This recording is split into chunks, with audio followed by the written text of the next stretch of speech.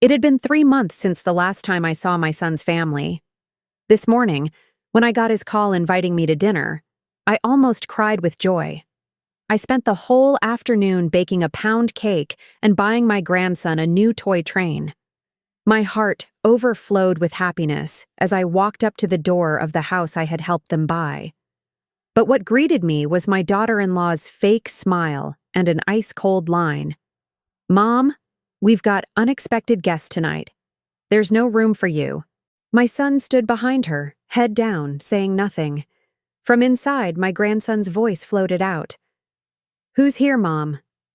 "It's not important, honey," my daughter-in-law answered flatly. I froze.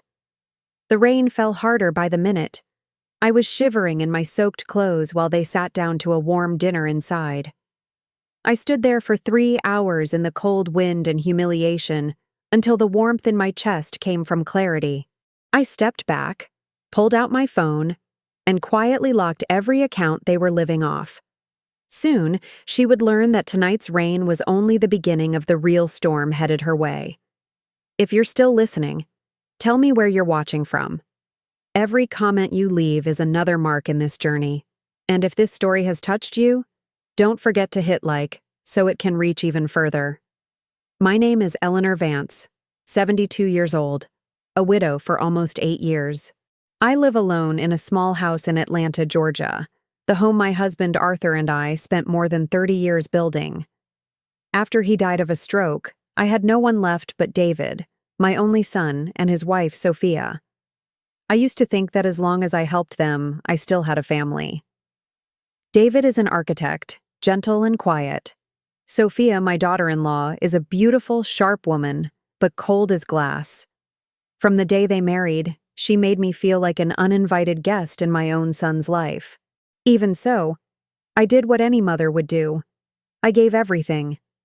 I pulled from my savings to cover their mortgage, helped them buy a new SUV, and paid private school tuition for Miles. Each month, most of my pension went straight into David's account to ease the burden for the young couple. And I told myself, that's a mother's joy. So, when David called that day, inviting me to dinner after 3 busy months, my heart blossomed. I hadn't heard my grandson's voice for too long. Miles is 8, curly-haired, and loves my stories about when his grandpa was alive. I wanted to see him, to hold him, to hear about school. I spent the whole afternoon getting ready. I chose the green dress Arthur once said, "Lights up the whole room when you wear it." I took from the wooden box the pearl earrings he gave me for our 30th anniversary. I spritzed a little rose perfume. The scent Miles once said, "Smells like your baked treats, Grandma." Before leaving, I put the still warm pound cake and Miles's new toy train into a basket. I looked at the clock, 5:30, enough time to take the bus across town. On the way, I couldn't stop smiling, picturing my grandson squealing when he saw the gift. When I reached their neighborhood, yellow magnolia leaves littered the path. A quiet pride rose in me. I had paid most of the down payment for this house. David once said, "Mom, I don't know how to thank you enough." I just smiled. Your happiness is thanks enough. I rang the bell right at 6. The rain started tapping, light as a greeting. I heard footsteps. Then the door opened. Sophia appeared in a fitted blue dress, the very one I'd given her last month. "Oh, you're here already?" she said, voice flat as water. "Of course, David said dinner at 6. I brought pound cake for Miles." I smiled, hands trembling slightly from the rain. Sophia glanced past me, then lowered her voice. "Actually, we have unexpected guests tonight. We're short on food, so—" "I can help. I brought extra cake," I answered, trying to keep my voice cheerful. She gave a tight smile, turned inside, and said something. A minute later, David came out. The look in my son's eyes made my heart pinch. He wouldn't meet my gaze. "Mom, I'm sorry. We have guests tonight. There's no room for you." No room for Mom. The words dropped into me like a stone. I stood there stunned. "But you invited me, David. You said—" "I know, but it's just unexpected. I'll come by tomorrow, okay?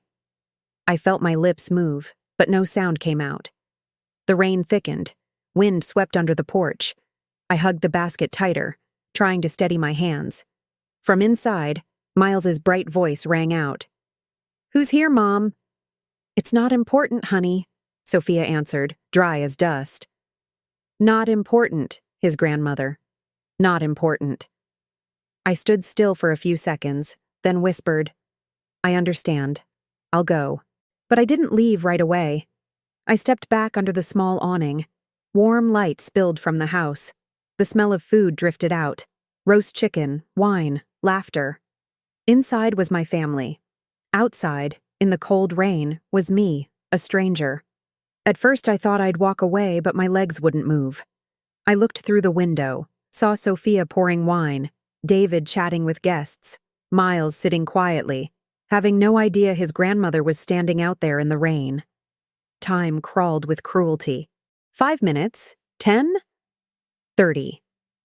The rain grew heavy, water running through my hair, icy at the nape of my neck.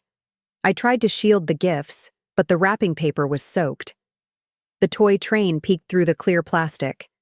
The pound cake cooled in its box. An hour passed. Music drifted out. They played Sinatra, Arthur's favorite. I pressed my lips together, fighting tears. After 2 hours, I began to shake with cold. 3 hours later, my legs were numb, my heart leaden. When the window cracked open, I saw Sophia say something to a friend, her eyes darting toward me. She smiled, not from awkwardness, but from pleasure. I saw her lips form the words, then caught a few. Let her learn not to show up uninvited. I tightened my grip on the basket handle. Something inside me shattered, then hardened to steel. I didn't scream, didn't wail, didn't cry. I took a deep breath and let the rain wash away the last of my tears. I kept standing there, hoping for a small miracle that David would open the door, realize his mistake, and say, "Mom, come in." But the door stayed still. Only music from the living room, the clink of cutlery on china, and faraway laughter. I stepped up to the porch again and knocked. This time David appeared, looking flustered and tired. "I'm sorry, Mom," he said softly, eyes on the wood floor. "Tonight's really inconvenient." Before I could answer, Sophia cut in from behind him. "Older folks should know when to go home. It's raining. You'd better leave before you catch a cold." I looked straight at her. "I'm here because my son invited me, not because I'm nosy." Sophia gave a thin smile. "What invitation? David only said, 'Maybe.'" "You misheard." David stayed silent. Didn't object. Didn't defend me. He only lowered his head. In that moment, I understood silence can be crueler than words.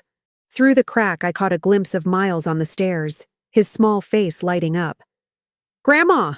he whispered, then flinched as Sophia turned. "Upstairs," she snapped. "Grandma's busy. She can't talk." "But, up!" He vanished around the corner. A door thudded shut, heavy as my heart hitting the floor. The rain thickened. Water seeped down my collar, freezing. The gift basket weighed on my arm. The pound cake I'd baked all afternoon was soggy, butter scent mingling with rain. The gift wrap around Miles's toy melted, sticking to my fingers. I tried to hold it together, but the blue paper tore, revealing the little red train inside, the only thing still intact. I turned to leave, then stopped when Sophia's voice carried from the dining room clear through the door. "I'm done, David. She uses money like a leash. Don't you see? She always wants a hand in our business." David's tired voice. "She's just helping. Helping. Helping to control us. More like it. I'm sick of always having to thank Mom for everything. This house, this car, even Miles's tuition. All from her money. Aren't you ashamed?" Each word was a blade. I stood frozen. The baby boy I once held through feverish nights, now sitting silent while his wife insulted me in the house I helped them buy. I gripped the wooden railing. A sharp ache shot through my finger joints. The rain wasn't what made me shake anymore. It was the humiliation. "David, I'm serious," Sophia went on. "If she had no money, do you think she'd still show up? She just needs to feel powerful." A small laugh rose from someone at the table. I didn't know who. I only knew that in that instant, something in me broke for good. I raised my head and looked through the window, saw them eating under warm light, looking so happy. They didn't know that out there. The trembling old woman in the rain was quietly laying down the role of the generous mother they'd exploited for years. I breathed in, cold, soaking to the bone. I opened my purse and took out my phone. My hand shook, but my voice, when the call connected, was steady. "Hello," I said. "This is Eleanor Vance. I need to lock all joint accounts under my name, including authorized user cards, savings, and online access. Please process it tonight." The line hesitated. "Yes, ma'am. May I confirm?" I answered. Crisp. No reason needed. Just do it now. 7 minutes later, when I ended the call, I knew the rain had washed away not only the grime on the street, but also the last bit of naivety in me. I stood in the open, exhaled, and looked up at the lit house. They still laughed, still chatted, still lived under the illusion that I'd always be that weak woman. They didn't know in just a few hours everything in their lives would turn, and this time, the one steering the storm would be me. I lingered under their porch a while longer, listening to the rain blend with the living room laughter. A sound so strange it hurt. Then I left, my soaked shoes slapping on the paving stones. The road home was dark, only streetlights shimmering on puddles. I walked slowly, letting anger and humiliation dissolve with each step. Back home, I hung up my coat, wiped my face, and sat in the armchair by the window, Arthur's spot, for morning papers. The little room felt warm, but inside I was still cold. Outside, the rain didn't let up. It felt steady, stubborn, as if cleansing something too. I looked at the phone in my hand, the screen still showing the recent call to the bank. I knew I'd just done something irreversible. And strangely, I wasn't afraid. I called back, this time to confirm everything. The rep, a young woman with a gentle voice, reviewed the details. "Mrs. Eleanor Vance, I confirm we've temporarily locked all accounts connected to your name, including savings, retirement, and any joint accounts with Mr. David Vance." I answered softly. "That's right. And I want to ensure all access, authorized cards, and transaction authorizations are frozen. No exceptions." A pause. "Ma'am, this will temporarily suspend all usage for the co-holder. Are you certain? They won't be able to withdraw, pay, or transfer anything." I looked out the window through the blurred curtain of rain. For a moment, I could almost see their house far off in memory. Warm lights, wine glasses, laughter, and Sophia's tilted head, that smug smile as she raised her glass, like toasting a victory she thought was locked in. "I'm more certain than I've ever been," I said, oddly calm. "Please mark it for tonight." "Yes, ma'am," the young woman replied. "I'll note it as urgent. One moment, please." I heard keys clacking, a system processing, then a short stillness. "All set, Mrs. Vance," she said. "Every account is now safely locked. Would you like us to email a confirmation?" "No need. I'll know when they call me in the morning," I murmured. "Is there anything else I can help you with?" I paused, then said, "If you have a mom, hug her one more time tonight. Don't wait until it's only rain falling to realize you've been silent too long." A quiet beat on the other end. "I will, ma'am." When the call ended, I set the phone down and let out a slow breath. A lightness flooded me, like I just slipped a shackle I'd worn for years without noticing.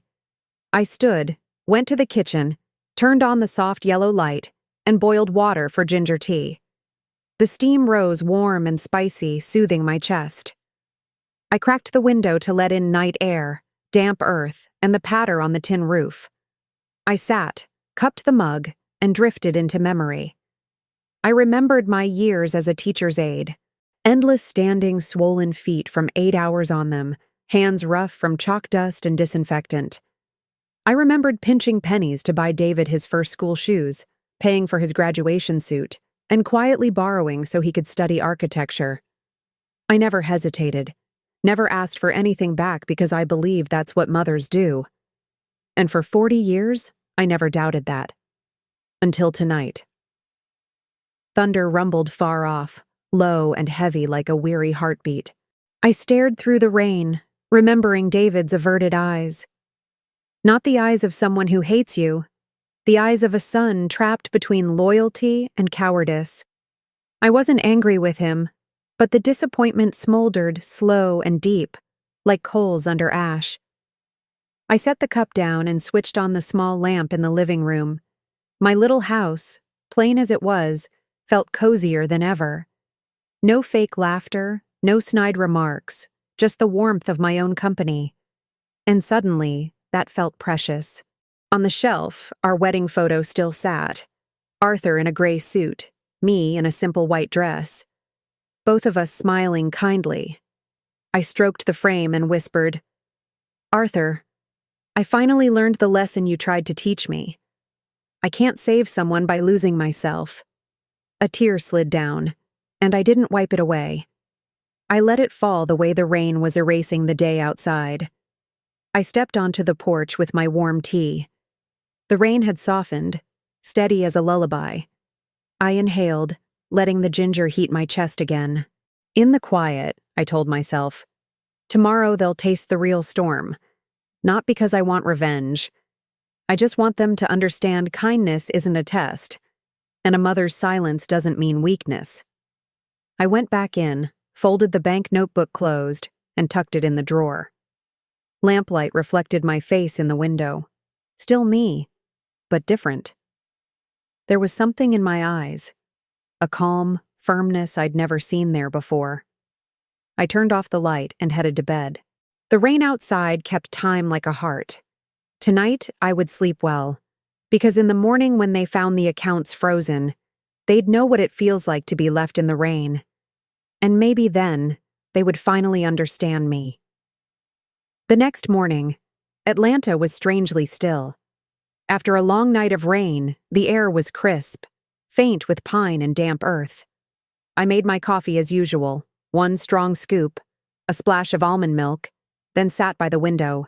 Pale sunlight filtered through the blinds, tinting the little kitchen a soft yellow. I took a sip, the bitter spreading across my tongue. Inside, there was no anger, no sadness, just a quiet space I couldn't name, like a lake after a storm. I flipped on the small radio, a jazz tune Arthur used to love. On the table, last night's ginger tea still carried a gentle scent. Then the phone rang. The tone trilled fast, insistent. I glanced at the screen. David.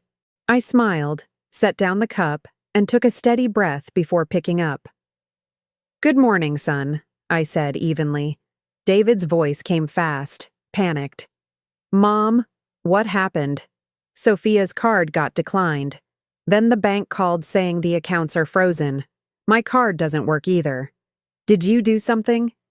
I stirred my coffee, the spoon's clink ringing against porcelain. "Oh, probably a system issue," I answered slowly. "Try living without it for a bit." A half-second of silence. Then Sophia's voice cut in, high and furious. "If you don't unlock them, I'll sue. This is theft." I raised an eyebrow and smiled. "You can try, but do check who's the primary name on the deed, the bank records, and the mortgage." Silence on the other end. I could almost hear Sophia's swallow. Then she shouted, voice shaking, "You'll regret this." "Maybe," I said. "But at least this time, I won't regret staying silent." I hung up. The phone rang again right after. This time, the bank confirming every account had been fully frozen per my request. I thanked them calmly and ended the call like I just checked off a normal task. A few minutes later, the doorbell chimed. I guessed it was no one but Beatrice, my neighbor of 20 years, a widow who had witnessed so many chapters of my family's story. Beatrice stepped in with a basket of warm biscuits and a gentle smile. I heard arguing from David's house at dawn. "Everything okay, Eleanor?" I poured her a cup of coffee and gave her the short version. When I got to the part where Sophia threatened to sue, Beatrice burst into bright laughter. "Well, you finally did what you should have done ages ago. I didn't think you had it in you." I smiled and shrugged. I didn't either, but maybe after standing in the rain for 3 hours, anyone would find the nerve to do something different.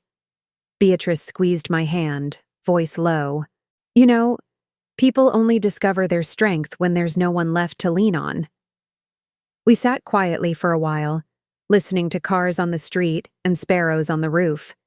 In my small kitchen, the light washed over 2 women who'd lived through too many seasons, and in Beatrice's eyes, I saw a reflection of myself, calm, tired, but still proud. After Beatrice left, I walked around the house. Everything felt so familiar that it calmed me. Arthur's bookshelf, the stack of old teaching files, the embroidered curtains I'd sewn by hand. I opened the desk drawer and took out an old notebook with the will I'd written 2 years ago. I spread the paper on the table. Each line was neat and careful. The ink slightly faded where I'd signed. All assets, real estate, and savings will be transferred to my son, David Vance, and my daughter-in-law, Sophia Vance. I read it again, my lips trembling. I remembered believing when I wrote this will that it was how I could hold the family together. I was afraid that if I didn't give, they would drift away. Now I understand it was that unconditional giving that pushed them away from me. I picked up a pen and drew a straight line through the words, Sophia Vance. Then I paused over my son's name. 1 minute, 2, 3 passed. Then I crossed that out too. I didn't cry. I just whispered. "It's not because I hate you, David. It's because I want you to learn to stand on your own 2 feet. I rewrote the ending. All assets will be used to establish a fund to support older adults who are financially and emotionally abused by family members. The fund will be called the Arthur and Eleanor Foundation." I signed again and folded the paper carefully. Do you believe that sometimes giving to strangers is the best way to save your loved ones? Or at least yourself? If you were in my place, would you do the same? I truly want to hear your honest thoughts in the comments. That afternoon, I called my attorney, Mr. Davies, who had handled my real estate paperwork. When I told him I wanted to update my will, he was a little surprised, but said, "I'll get the documents ready, Mrs. Vance." I took a walk to the nearby park, where the willow oaks swayed in the breeze. Children ran around, laughter filling the air, and I sat on a wooden bench, watching the sky begin to brighten. A lightness rose in me, as if I had finally taken back ownership of my life. Around noon, the phone rang again. This time it wasn't David. It was Miles, my grandson. His voice was small and shaky. "Grandma, Mom said you did something that made them mad. Are you sick?" Dad isn't saying anything, just sitting there. I swallowed hard and kept my voice warm. "No, I'm fine, Miles. I'm just teaching your parents a small lesson. You'll understand someday." "Can I come over to play with you?"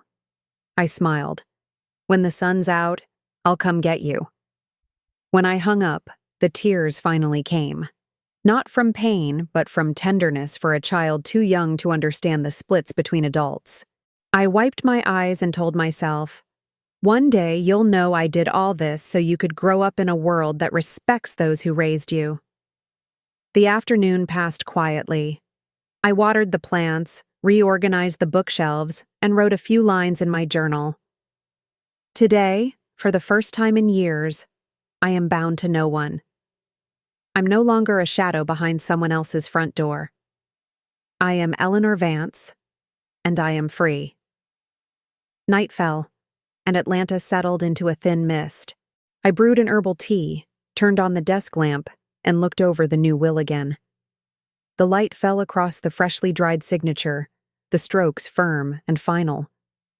Softly, I spoke to Arthur. "See, I finally learned how to stand up. No shouting, No blame, just one word. Enough. I slid the new will into an envelope, sealed it, and locked it in the safe. The click of the metal lock was small, but it echoed inside me like a bell of release.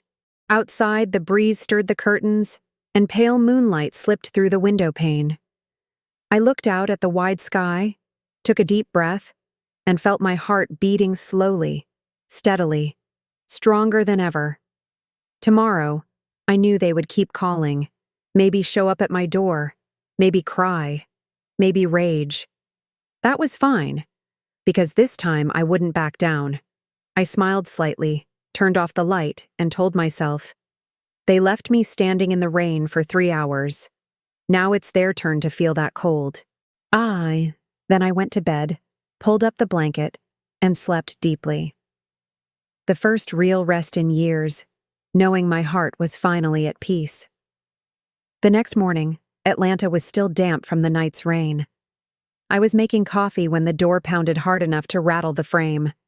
I knew right away it was them, David and Sophia. I opened the door. My son stood straight with his hands in his pockets, face pale from lack of sleep. Next to him, Sophia wore a long coat, makeup hurriedly done, eyes red. Whether from real tears or not, I couldn't tell. I stood across the threshold, quietly looking at 2 people I had once believed were my family. "We just want to talk," David said softly.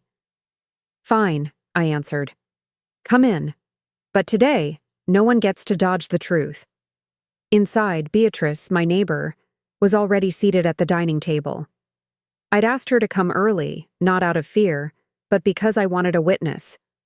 Sophia sat, hands shaking, trying to sound gentle. "Mom, it was all a misunderstanding. I didn't mean... I was overwhelmed. I didn't know what to say." I looked at her, my eyes cold. "What misunderstanding made you shut the door in my face and leave me in the rain for 3 hours?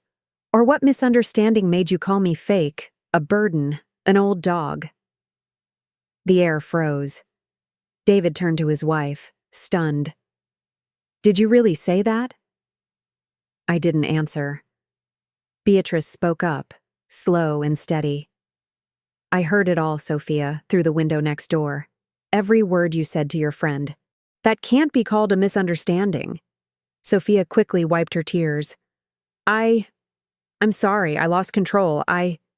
It was too stressed. I cut in. Sorry doesn't mean anything when the person saying it can't even remember what they did. If you're sincere, repeat it word for word, just like you said that night. She froze, looking to David for rescue. He lowered his head, silent. Beatrice stayed still, hands clasped on the table, eyes fixed on Sophia. I'm sorry," Sophia stammered. "I heard that," I said, "but I want to hear the exact words you used." Her voice tightened, shrinking to a rasp. I'm sorry for calling you fake." I said nothing. "I'm sorry for saying you were a burden." The room was so thick with tension you could hear the wall clock tick. I still didn't speak. Beatrice glanced down, her hands tightening, holding back anger. Sophia swallowed, eyes blurring. "And I'm sorry for calling you an old dog." The last word broke into a sob. David turned away, gripping the chair. I sat still, looking at the woman in front of me, not with hatred, but with emptiness. Those words had once been knives. Now they were only echoes. I stood, voice steady. "If you're truly sorry, kneel." Sophia stared at me, incredulous. "What?" "You heard me. I don't need a performance. I don't need you to pretend. I want to know if you have enough courage to bow your head to your own wrongdoing. Are you trying to humiliate me?" she snapped, voice cracking. I held her gaze without blinking. "I'm not doing anything. I'm letting you see the same humiliation you threw at someone else." Sophia stepped back. David started to speak, but I cut him off. "Don't get involved, David. You weren't the one humiliated that day. You were the one who stayed silent while your mother was." He froze, eyes clouded. Beatrice turned away with a sigh.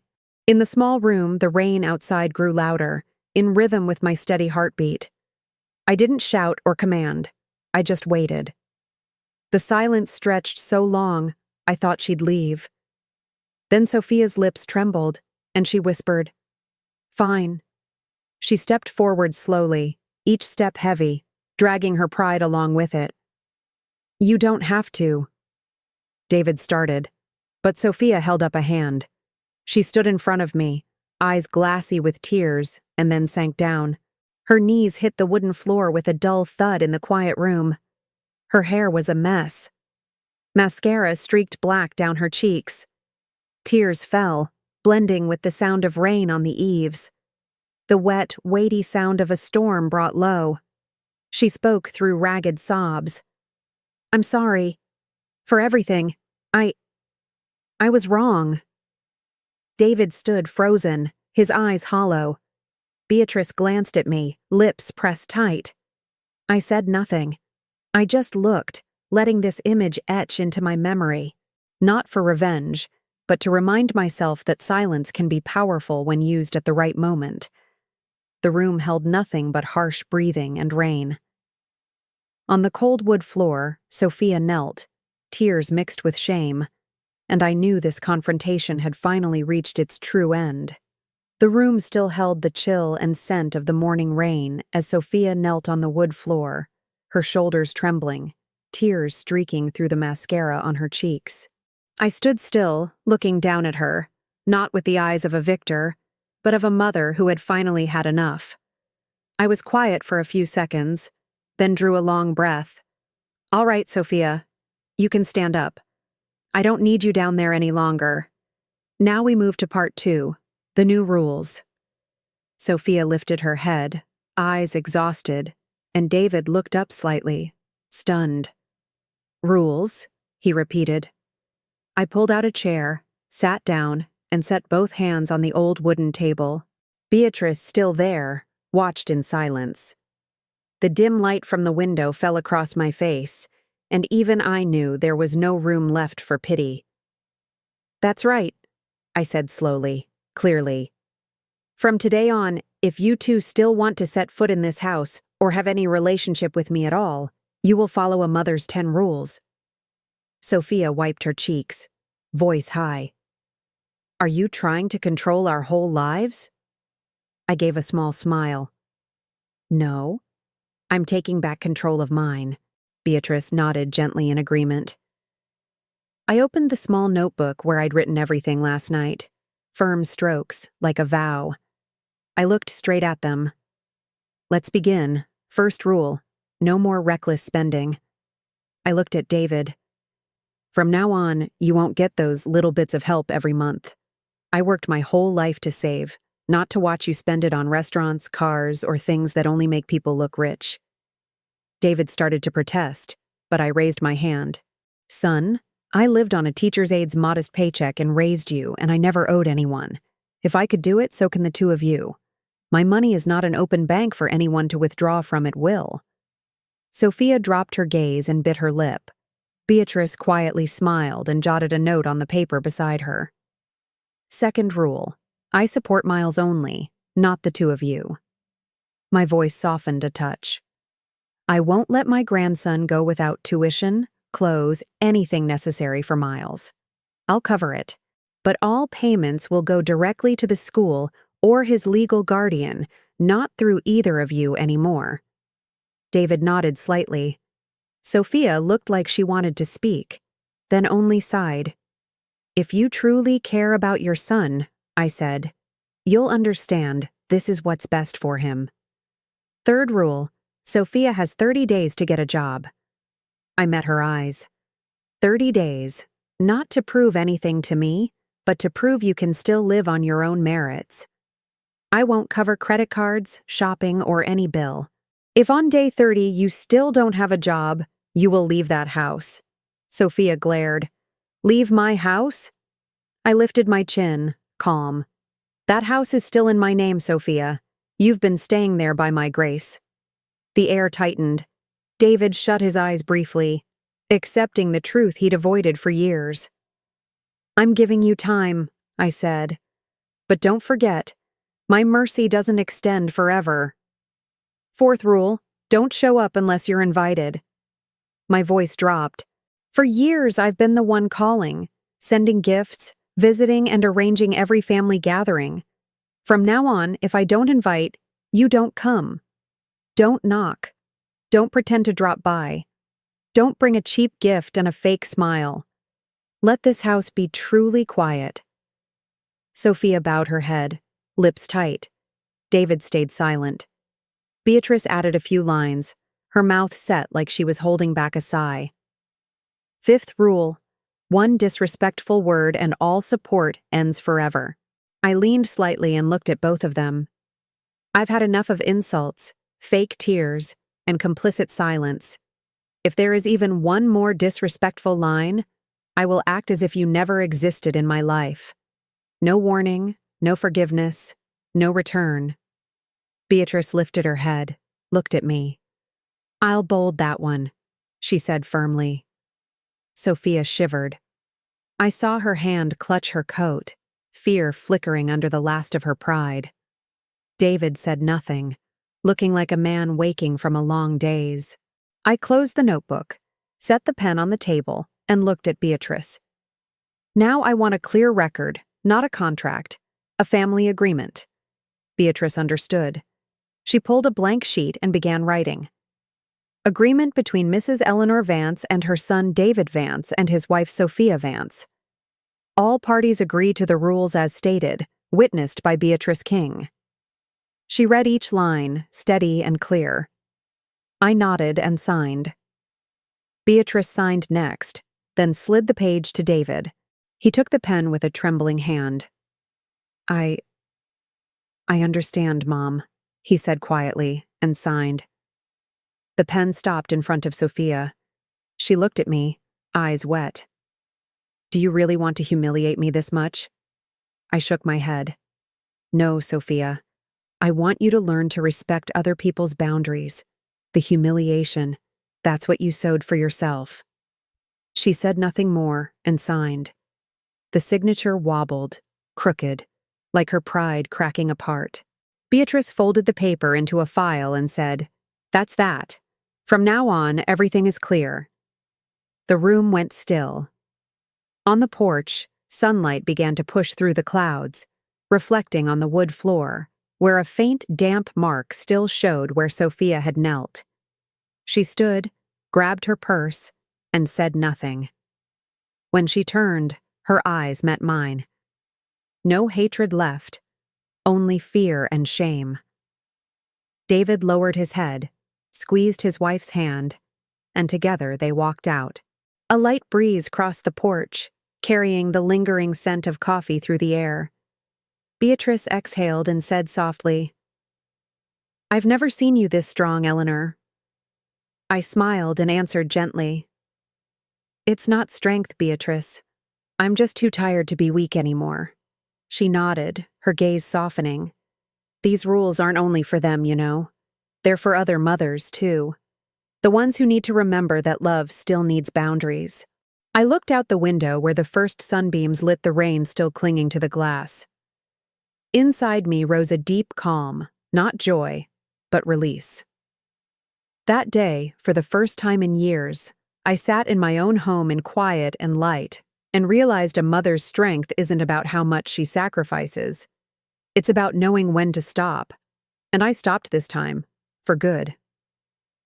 In the days that followed, spring came to Atlanta. Clear skies, soft winds, trees starting to bud. My life slipped back into simple rhythms I'd forgotten. Getting up early, making coffee, reading the paper, walking with Beatrice around the park, then coming home to cook myself lunch. No more sudden calls, begging for an urgent few hundred. No more long texts listing bills due. Just quiet, pure, like the breath of freedom. I didn't know how they were managing on the other side of town. Not until Beatrice brought the paper over and said, You know, I saw Sophia at the supermarket. She looked like she hadn't slept in days. I nodded lightly, saying nothing. I didn't feel happy, but I didn't pity her either. Sometimes life has to let people taste their own consequences. David called me for the first time after nearly a week of silence. His voice was hoarse, tired. Mom, I'm trying to get things in order. Miles's tuition is coming due and I still can't pull it together. I sipped my tea and answered calmly, "Don't worry, I've paid the school directly. Miles won't go without." Silence on the line. I heard a soft exhale, then a quiet, "Thank you, Mom." I replied, "No need to thank me. I'm taking care of Miles, not the two of you." After that call, I knew he understood. Some wounds don't need words. Silence is enough to wake people up. 3 days later, on a damp afternoon, I was replanting a few azalea pots on the porch when I heard a car stop at the gate. I looked up, and there was Sophia. No makeup, hair tied in a rush, a wrinkled coat. She walked slowly, like she was carrying a mountain of embarrassment on her shoulders. Can I come in?" I looked at her, then opened the gate. "If you're here to talk, yes." We sat in the kitchen. The air still smelled faintly of coffee.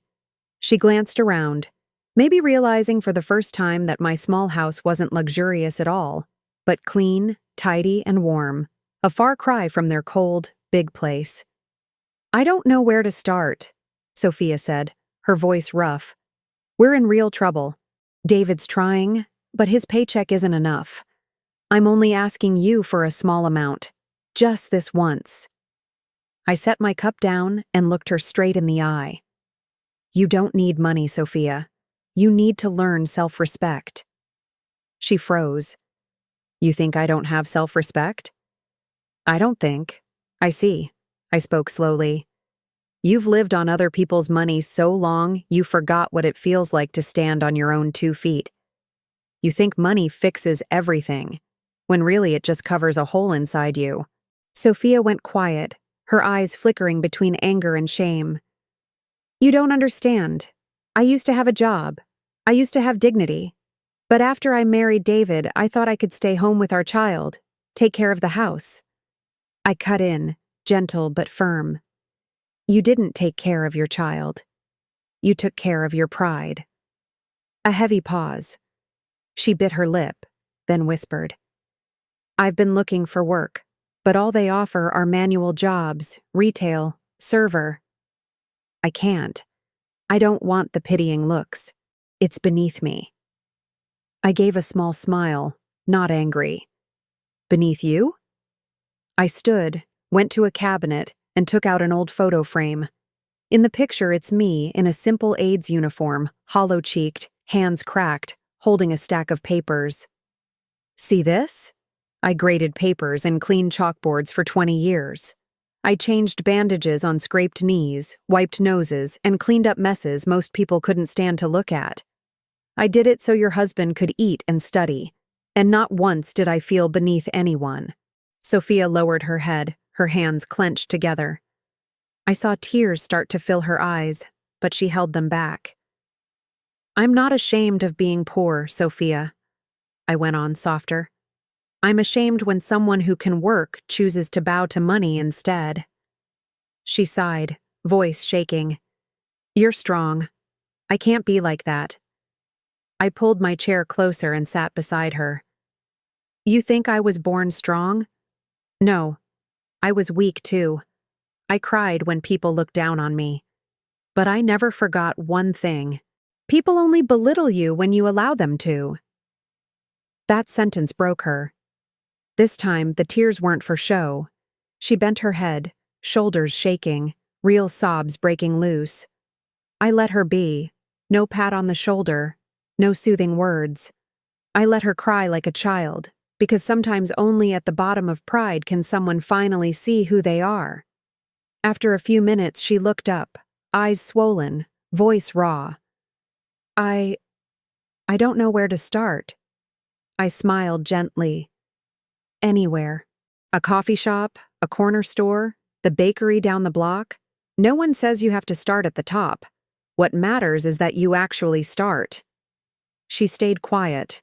Her eyes drifted to the wood floor, the same spot where weeks ago she'd knelt in humiliation. Now, a thin ray of afternoon sun slipped through the door and lit a small streak across it. Sophia saw it, and so did I. I spoke slowly, low and warm. Self-respect can't be borrowed, Sophia. It only arrives when you stand up and earn your first meal without putting out your hand. The day you do that, you'll understand what I'm saying now. She nodded, said nothing, just whispered, I'll try. I stood, refilled our water, then looked at her one last time before she left. You don't need to thank me. Thank yourself for being ashamed at the right time. She pressed her lips together and left. Her steps were slow but steadier than when she arrived. I stood at the door and watched her disappear under the trees. Beatrice called over from next door. Was that her again? I nodded.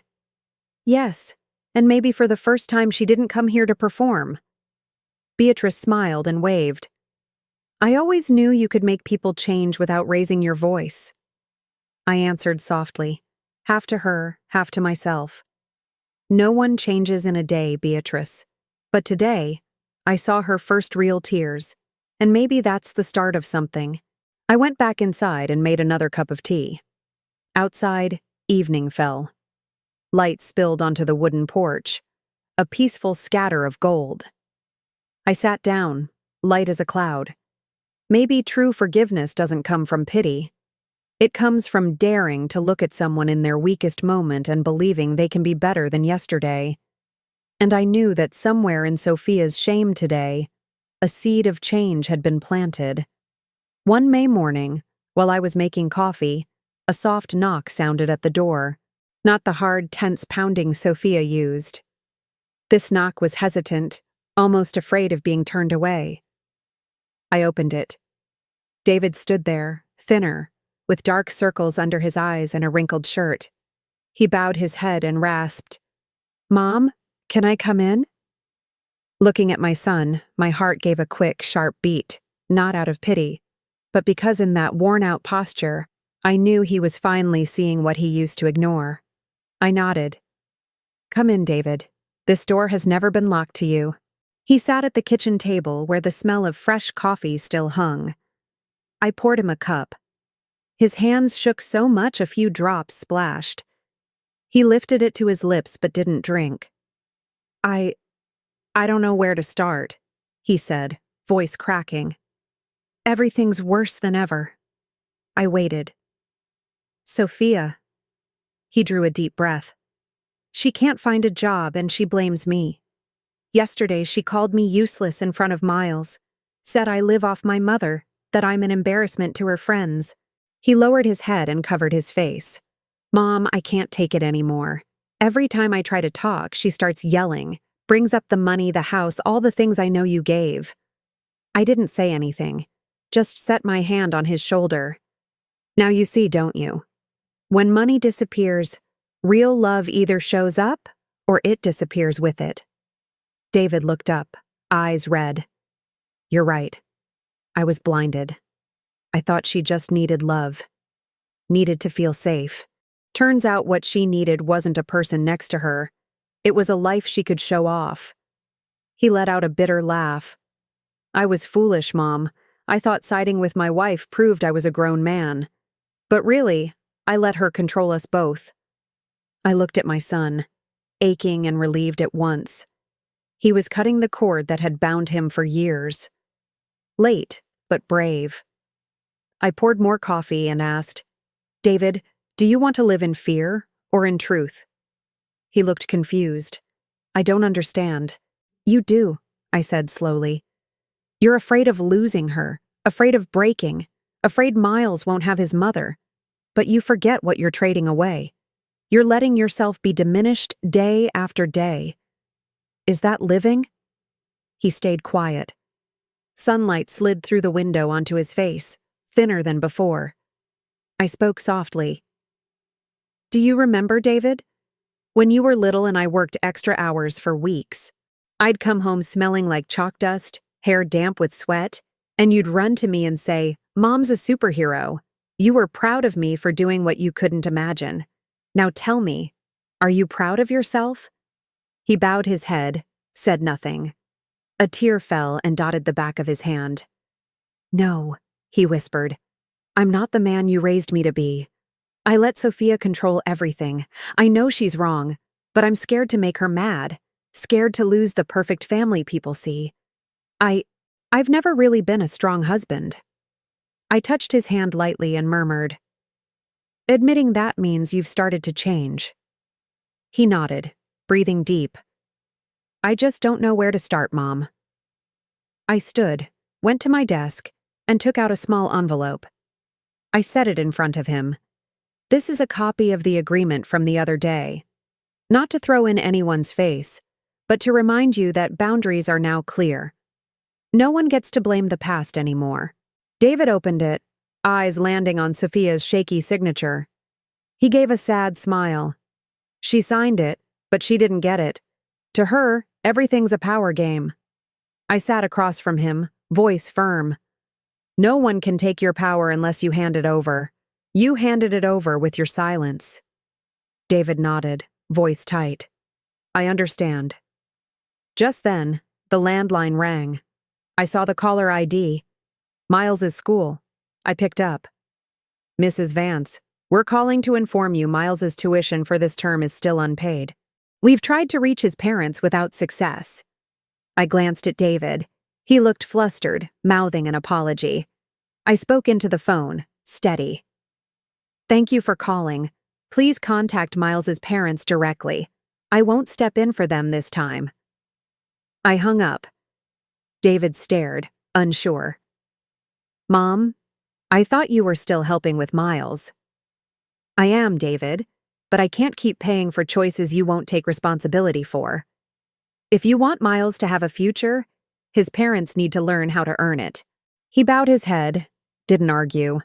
Silence stretched, thick enough to hear the clock tick. I turned away, poured more coffee, and spoke slowly. "David, I'm giving you 72 hours. In the next 3 days, you decide. Either she changes or you leave. There's no third option. If you stay in a marriage you know is rotten, you're teaching Miles to endure mistakes instead of fixing them." He looked up, eyes wide. 72 hours? Yes. I don't need an answer now, but at the end of 3 days, I want you here not to cry, but to tell me what you chose, because this time I won't rescue you. I walked to the window. Outside, the sun began to break through. Light danced on the leaves and across David's face. The face I'd shielded for 40 years. Now like a child learning to step on his own. He sat there a long time. Then he spoke, voice rough. "Do you believe in me, Mom?" I turned and met his eyes. "Since the day you were born, I've believed in you. The trouble is, I believed too much while you didn't believe in yourself." David gave a sad smile, tears sliding down. "I think I'm starting to understand you." I nodded. "Good. I don't need a beautiful son anymore. I need a man who protects his own dignity." We sat in silence a few more minutes. I heard the clock shift. The wind tapped the window. When David stood, he seemed different. Not strong yet, but with a resolve in his eyes I hadn't seen in years. "I'll talk to Sophia," he said, steady. "Not to fight, to face the truth. I can't let Miles grow up in a house full of fear."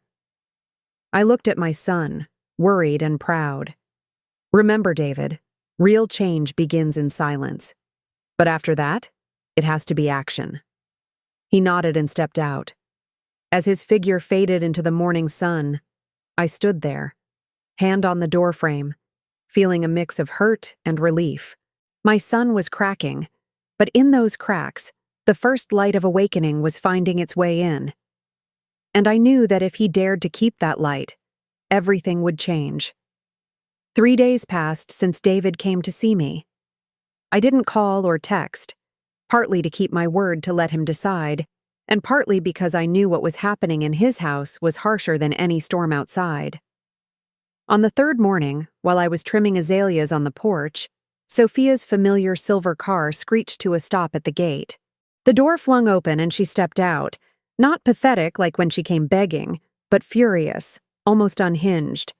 "You ruined my family," she shouted, her voice ringing down the street. I calmly set the shears in the soil and brushed off my hands. Good morning, Sophia. You're early. Don't pretend to be polite. She marched toward me, face flushed, hands shaking. This is all your fault. Since you cut the money, everything fell apart. David wants a divorce. Miles is distant. And it's all because of you. I stood facing her, my eyes steady, my voice strangely calm. Sophia, I didn't ruin your family. I just cut off the money. The rest you did yourself. Her mouth fell open. For a few seconds, nothing came out. A breeze blew, sticking a few strands of messy hair to her smudged lipstick. I went on, even and clear, like explaining to a child. Families don't break because of a lack of money. They break because of a lack of respect. If you truly loved David, you'd stand by him even when he had nothing. But clearly what you loved wasn't him. It was the life he could give. Thank you. While his mother stood behind him. Sophia stepped back half a pace, eyes flashing between anger and shame. You don't get it. I just want a better life, not to scrape by like poor people. I raised an eyebrow. And who do you think I am? I graded papers in dusty classrooms, cleaned chalkboards, and ate cold meals for 20 years to raise your husband. I don't think being poor is degrading. I think holding your head high while living off others is what's truly pitiful. The air thickened. Sophia opened her mouth to fire back, but no words came. I looked at her, tired, but not angry. You have two paths, Sophia. Keep blaming others or start living honestly. Choose. She pressed her lips together, turned and walked off, her high heels sinking into the wet lawn, leaving muddy tracks across the stone path.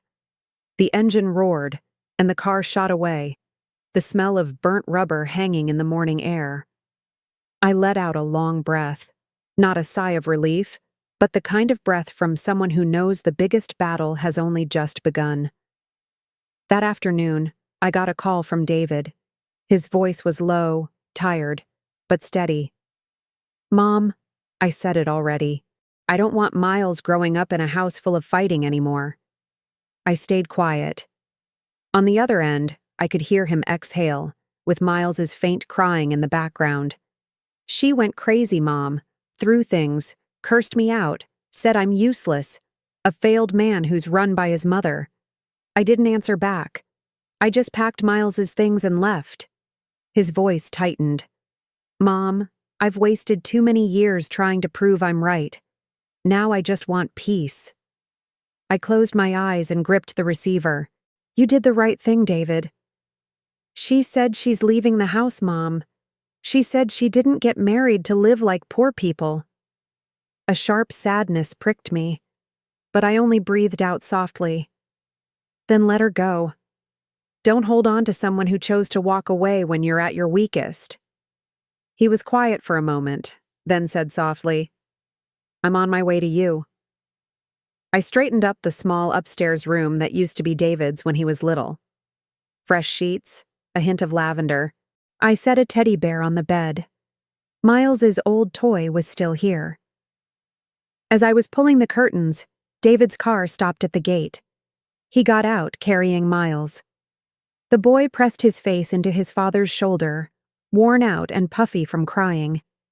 I opened the door, and my heart squeezed when I saw those young eyes looking at me, surprised and searching for a safe place. Grandma, Miles blurted, then hurried over and hugged my legs. I bent down and held him tight. It's okay, sweetheart. It's going to be okay. David stood behind him with a small suitcase in hand. Mom, we'll just stay a few days until I find somewhere else. I looked at him and shook my head lightly. This is your home, David. You don't need permission to come back. He lowered his head, eyes red. It took me years to figure that out.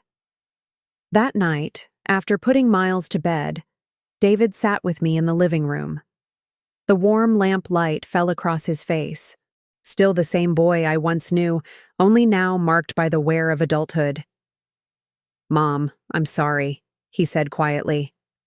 I was blind. I let my wife insult you. I left you standing outside in the rain, and I stayed silent. I deserved to lose everything. I set my hand on his. No, David, you haven't lost everything. You still have Miles, and you still have me. What you lost today was just the illusion of a fake happiness. He nodded, eyes far away.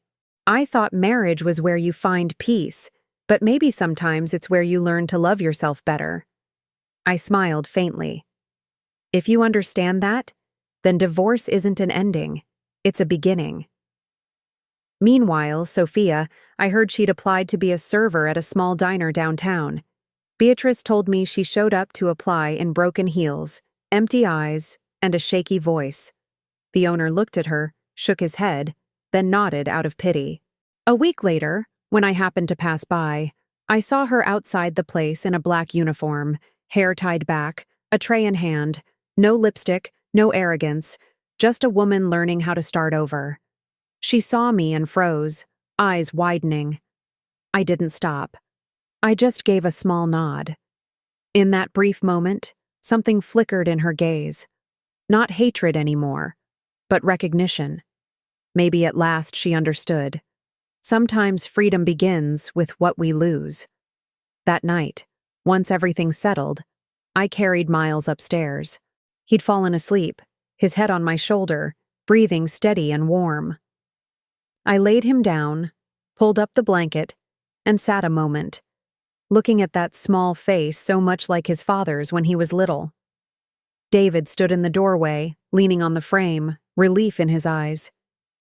"He's sleeping well," I said. "I don't think he's slept this peacefully in months," he answered.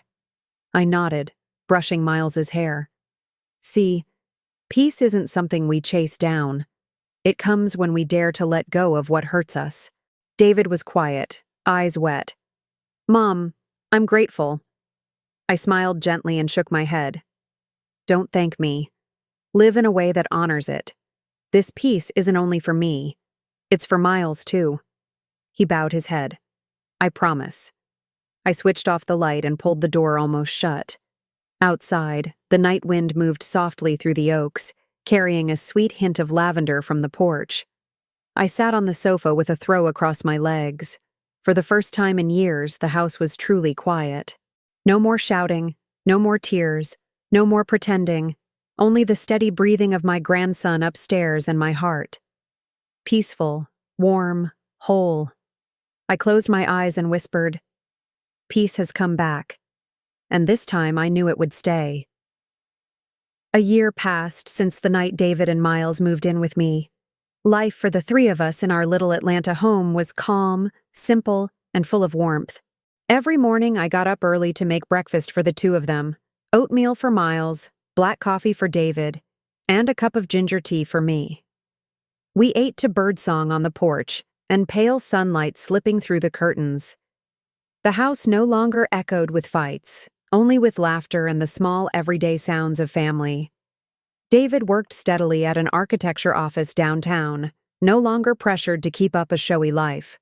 And Miles, my grandson, transferred to the neighborhood public school, a small, friendly place. Every afternoon I picked him up at the gate.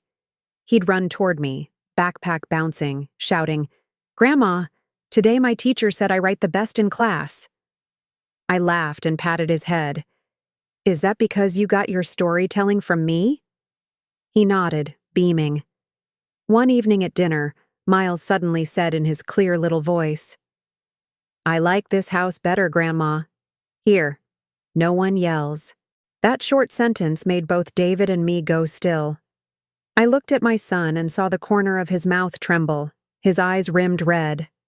I set my hand on his shoulder and said softly, "See, David, kids only need peace, not a castle."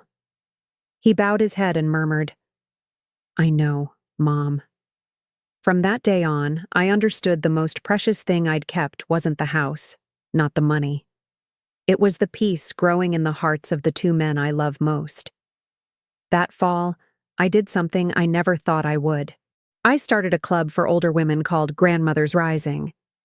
The idea came while chatting with Beatrice on a slow afternoon. She laughed. "Do you know your story has spread through the whole neighborhood? The ladies at church keep asking me, How did Eleanor dare to cut the money and the control like that? I chuckled. Dare? I just did what I should have done long ago. Beatrice shrugged. Then teach others how to do it. I thought about it, and she was right. So I wrote a small notice and posted it on the church board. Have you been used or dismissed because of your age or your kindness? Come talk with me, Eleanor Vance. We'll learn how to say enough without feeling guilty. The first meeting had only 3 people, me, Beatrice, and Mrs. Gable, an 80-year-old widow whose daughter-in-law controlled her bank accounts. We sat in my living room, drank tea, told stories, and laughed until we cried. The second meeting had 7. The third, 12. Then the number kept growing until we had to borrow the church hall to fit everyone. I taught basic money management, how to read bank forms, and most importantly, how to protect themselves from family who abuse their love. One day, Mrs. Gable squeezed my hand, tears falling. Thank you, Eleanor. Yesterday, for the first time, I told my son no when he asked to borrow money. And you know what? I still slept like a baby. I smiled and squeezed back. See, no isn't a cruel word. It's the first word of freedom. Grandmother's Rising became a lifeline for dozens of older women in the area. Many came just to listen, to be heard, to know they weren't alone in being used, dismissed, or told they were useless. One morning after a session, a woman named Linda came up to me, eyes wet. Mrs. Vance, I just want to say, your story saved me. I watched your interview on the local channel, and the next day I told my husband, I'm not signing any more loan papers. I laughed and hugged her. Good job, Linda. Sometimes just stopping means you've already won. In December, when Atlanta wore a light coat of frost, I got a handwritten envelope, rare in a world of email. The slanted, careful script read, To Mrs. Eleanor Vance. I opened it, and my heart dipped at the first line. It was Sophia. Mrs. Eleanor, I don't know if you want to read this, but I still want to write. After leaving David, I had to live the life I feared most. Poor, tired, and alone. But only then did I understand how right you were. I used to look down on serving tables. Yet now, I'm grateful it taught me the value of sweat. I used to think self-respect was a luxury. Now I know it's the one asset no one can take. Thank you. Because of you, I learned to be independent. Sophia. I finished reading and sat quietly for a long time. Outside, the winter sun fell gently against the window, soft and pure, like forgiveness. I folded the letter and set it by the old family photo, not to cling to the past, but to remind myself, forgiveness isn't because they deserve it. It's because I deserve peace. A few months later, I was invited by the Atlanta Department of Social Services. They wanted me as an advisor for the Senior Dignity Program. The call came from a young manager named Allison. Her voice was eager. We need you to share your story and help design financial workshops for seniors. Would you be willing? I laughed. I'm 72, Allison. She answered right away. Which is exactly why we need you. I said yes. Not for recognition, but because if my story could help even one woman stand up, all those painful years would be worth it. My first talk was in a small community center hall. About 70 people attended, mostly silver-haired women, a few men with their wives. I wore the green dress, the one I chose on the night everything changed. When I stepped on stage, my heart beat slow but steady. I looked out at hundreds of eyes, tired, hurt, but still bright with hope. I smiled and began, My name is Eleanor Vance. I'm 72, and I lost almost everything before I learned how to keep myself. The room went quiet. I told my story.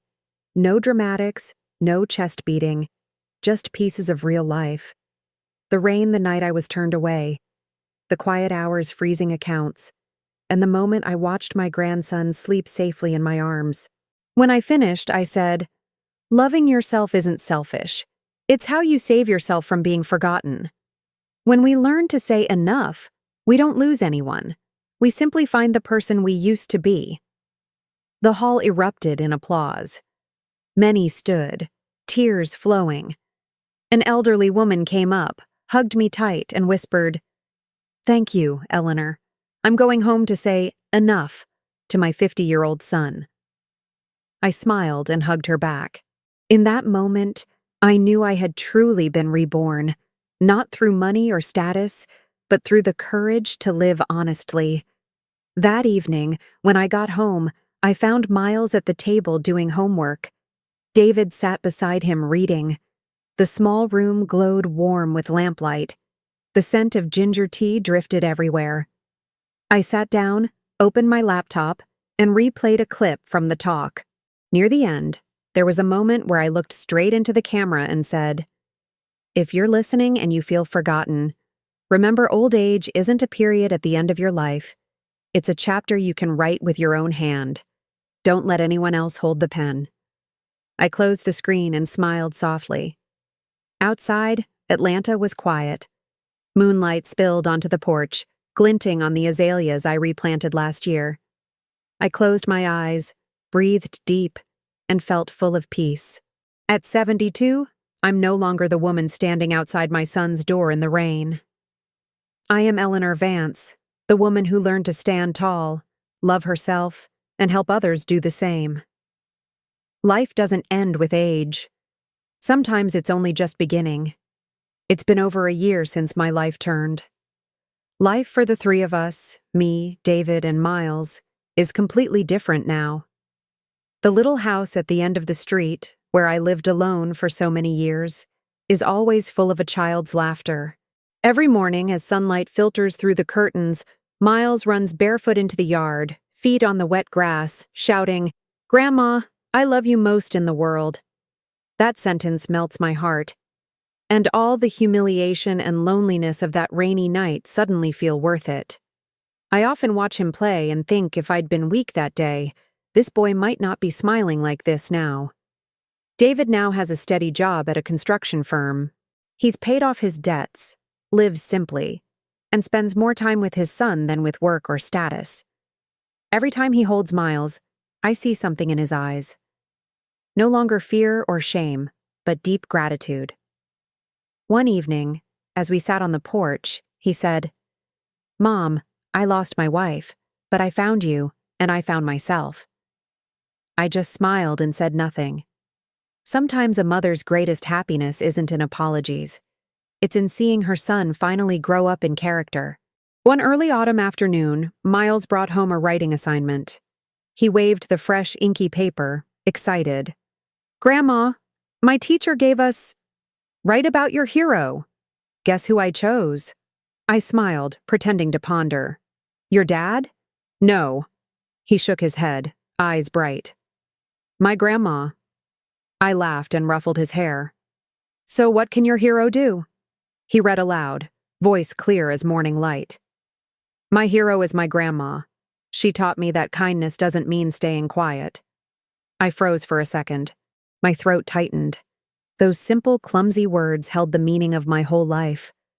I turned away, wiped my tears, and whispered, "You did great, Miles. I'm proud of you." I didn't cry from pain, but from happiness. I once stood alone in cold rain, but in that moment, I knew the rain had washed everything clean to make room for a new spring.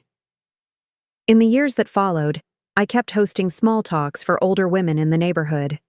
We still called the group Grandmothers Rising, grandmothers who stand up.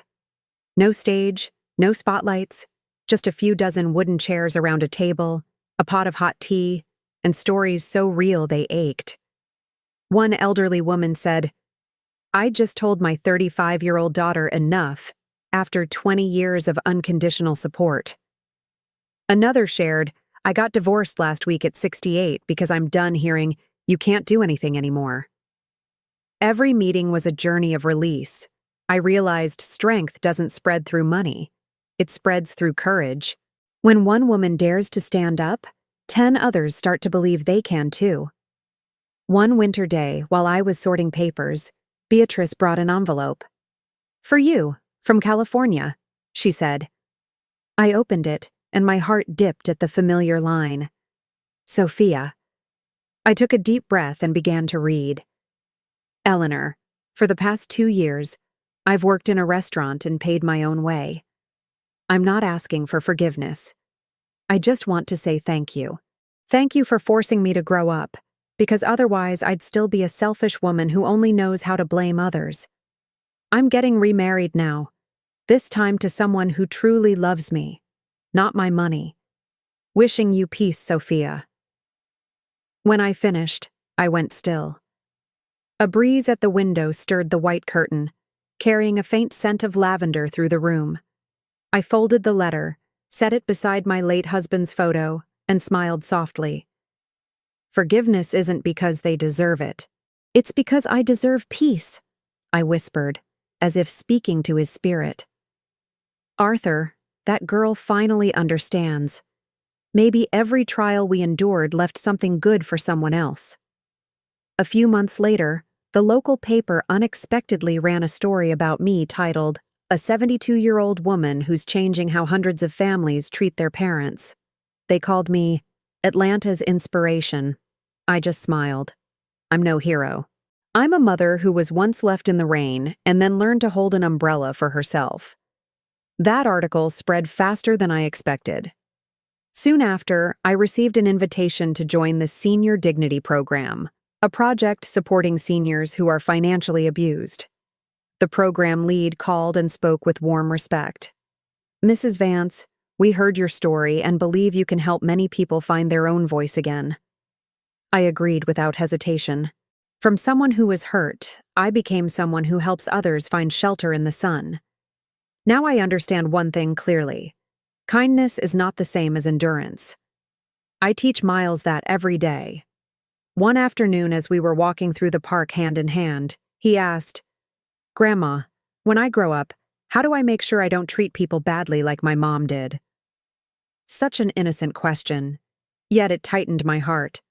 I sat down, looked at him for a long moment, then answered softly, "Just remember that respect begins with thank you. When you're grateful to people, you'll never take them for granted." He nodded, eyes shining. I believe the seed of kindness was planted at just the right time. Life at 72 is simple and full. In the morning, I drink coffee on the porch and listen to the birds. In the afternoon, I walk with Beatrice, and we share old stories. At night, I read letters from everywhere.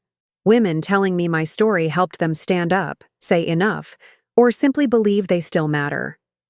Every message is a small ray of light. A woman in Texas wrote, "Mrs. Eleanor, I stopped sending money to my son after 10 years. I think you'd be proud of me." A lady in Florida messaged, "Thank you.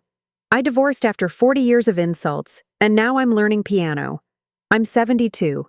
I read every line, and the tears fell on their own.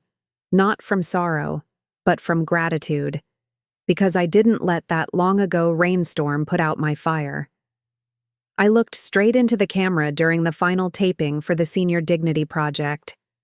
My voice shifted gently toward the audience, as if speaking directly to you, the one watching this story. If you've stayed with me to this point, maybe you've loved someone so much you forgot yourself. But please remember, kindness shouldn't become a chain. Sometimes saying enough isn't an ending, it's the beginning of freedom. I paused, letting my breath fall in step with the listener's heartbeat. Outside the window, a light rain began, each drop tapping the wood frame like a familiar tune. I turned to the audience and smiled with all the peace I have. I'm Eleanor Vance, 72 years old, and this is my story. How one rainy night turned me from weak to free. If this story touched you, tell me where you're watching from and subscribe to my channel. I truly want to know how far it's traveled. Leave a comment, share your thoughts, or tap like if you believe justice sometimes begins with a heart that's hurt but unbroken. Thank you for listening to the voice of a 72-year-old mother who learned that loving herself is also a way to love her family. I looked up at the window. The rain still fell gently, but this time I didn't feel cold. I felt my heart full of light, the light of forgiveness, of freedom, and of the women rising with me all over the world. I whispered, as if to everyone who has endured, yet still believes in goodness. That rainy night is over, but its legacy is hearts that are no longer afraid.